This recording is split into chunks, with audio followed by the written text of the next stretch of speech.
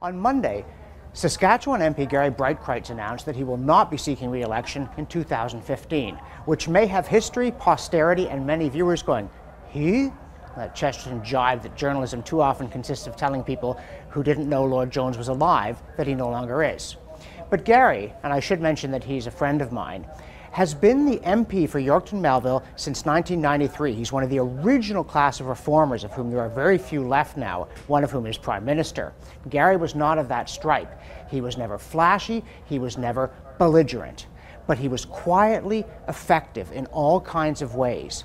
And the first thing I want to say about Gary, the reformers came in '93, they were a little bit naive about a bunch of things, including whether they'd have to stay for 7 terms and still not have the work be finished, which did happen to Gary. But they thought they could bring a different kind of tone to Ottawa. Some of them failed miserably, some of them succeeded and were shown the door.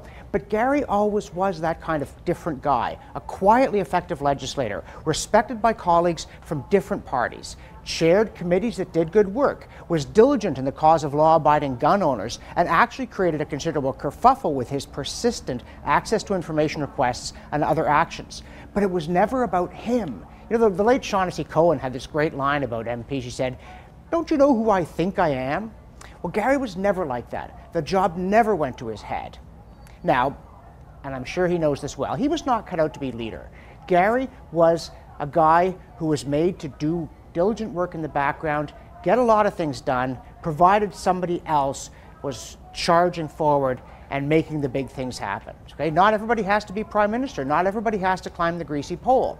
But among his other accomplishments, Gary created the Parliamentary Outdoor Caucus, dedicated to preserving Canada's heritage of being physically active in nature, which you wouldn't think maybe is controversial, but it did need to be done. And he was able to do it in a way that attracted people from all parties to have a genuinely civil and constructive experience despite being elected to office in this country.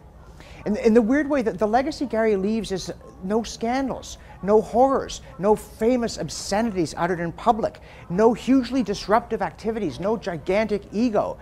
The kind of guy who goes unnoticed because he's not completely obnoxious, actually does a lot of good.